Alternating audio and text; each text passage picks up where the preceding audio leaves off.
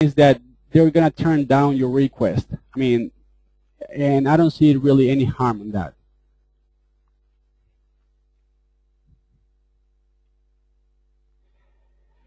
Chris is asking me if you can use images in audio and to make a video out of that instead of shooting an actual video.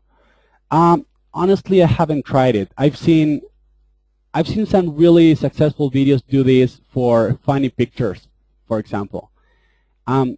Maybe you can do it with a how-to video. If you, yeah, I could see how this could work for a tutorial. I mean, you can if you can show a step-by-step process and narrate over the images, I could see that this will work for you.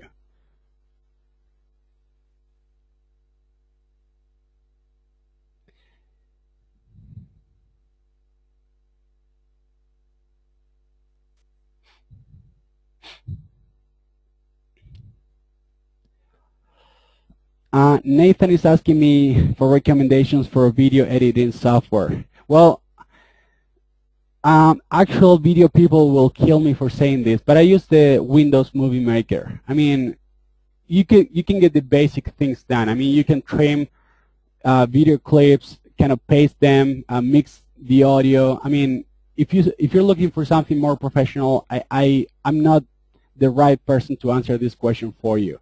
I know there are a couple of options out there, but a lot of the video editing software is very complex. So if you're a beginner, I would say that you can get most of the work done with the Windows Movie Maker.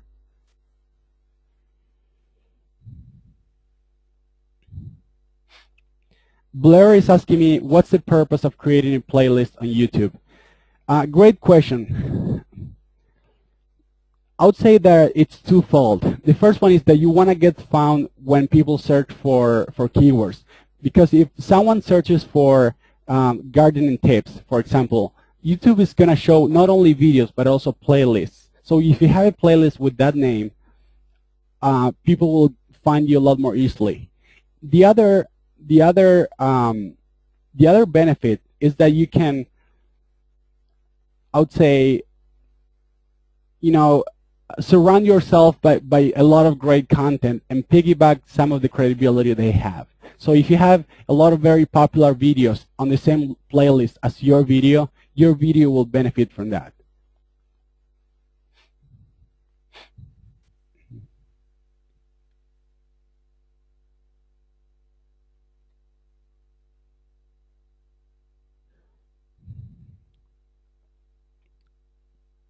Daniel is asking me about video copyright. Again, I'm not your guy to answer this.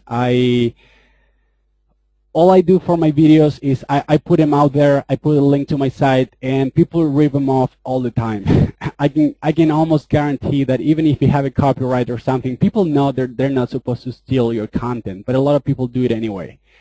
So all I can say is, if you're really concerned about people ripping you off, you can talk to a lawyer and get better advice. I'm not a lawyer. I don't know much about copyright, but what I can tell you is that no matter how much you protect it, somebody will rip it off, and that's just part of the game. And that happens with everything you put online. I mean, there's always that risk. But the way I see it, the benefit you can get from getting all that exposure is a lot bigger than the harm you can get from someone ripping off your video and putting it on their websites without giving you credit.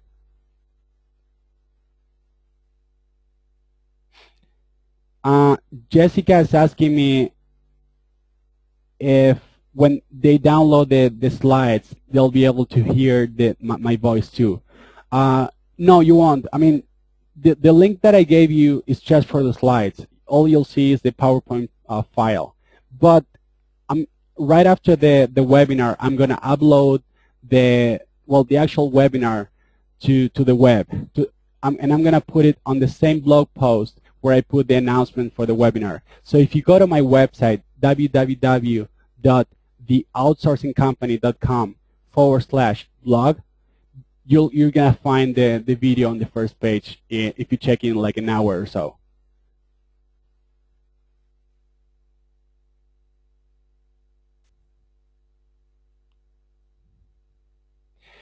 I'm also getting a lot of questions about video equipment and what kind of microphone to use, and all that technical stuff that I don't really know a lot about. But I have on the call Marcus Aikenberry. Marcus is a good friend of mine. He's from Portland, Oregon, and he's a video genius. He's done a lot more on YouTube than I've ever done in my life, and I've actually learned a lot of what I know from him. So I'm gonna unmute Marcus. Give me just 1 second, and I'm gonna okay, let me find you here.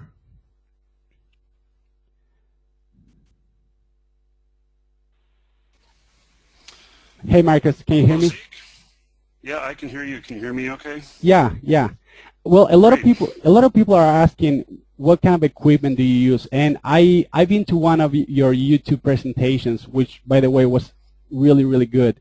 So why don't you go ahead and tell the people on the call what kind of equipment you use to shoot your videos? Well, okay, so I actually just published a video on this yesterday. Good. So how timely was that? It's at YouTube/Markee, M-A-R-K-E-E, marketing.com. And I show the wide range. I used everything from a little phone camera all the way up to I'm recording this right now actually on a camera that's like a Canon XF300, which is as expensive as a used car. Oh yeah, hey, there, great picture of me. So if you scroll down a little bit on there, you'll see the Markee marketing link and the other sites. And so obviously I operate a video game channel, and so I do play quite a ham on camera, and it actually works quite well. So, so yeah, in fact, how to use a video camera on YouTube. And it doesn't take good camera quality. All it takes is good audio. And because people will forgive bad video, but you can't forgive bad audio when you can't hear what's going on. And so it doesn't have to be expensive. In fact, in this video, I actually show everybody how to use cheap cameras to make good content. So. Good. Well, that's great advice. I mean, I completely agree with you. If the audio is not good, people are not going to like it. So we have a video from you here, and the URL is youtube.com/user/Markee. That's M-A-R-K-E-E marketing. So if people go to your channel right now, the first video they're going to see is the one you were talking about, right? Yeah, that's okay. The one on there. And don't forget to subscribe, people, when you're there. There's your call to action. Look, I'm doing it right now. Good. Well, thanks, Marcus. And let's see if we have any more questions here.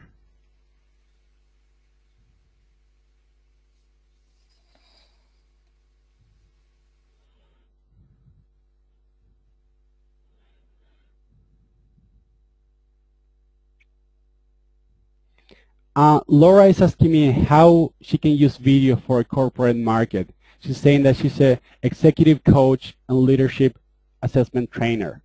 Well, you can share your content, teach people what you know. A lot of people are very shy about sharing what they know. They feel like, hey, I mean, it took me like 10 years or 15 years to gain all this knowledge. Why would I give it away for free? Why? Well, the reason is everybody else is, and you want to stand out, so you want to go the extra mile and share everything you know so people can see that you actually know what you're talking about. So I don't really know what kind of topics you have expertise in, but do a keyword research using the Google keyword tool. See what kind of things people are asking about and what kind of topics they're interested in, and do a video about those. And that's how you're going to build a following. See.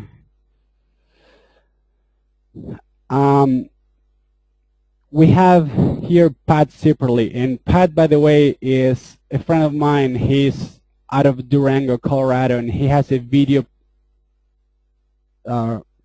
I'm trying to remember. It's Durango video. Yeah.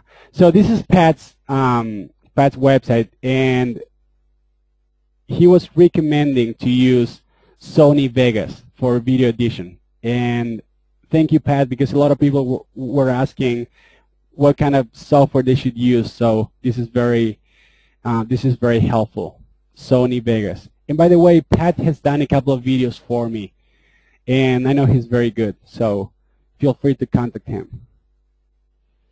And yeah, that's it. Good. Well, I did my best to answer as many questions as possible. Again, we had over 300 people on the call today, which was a record.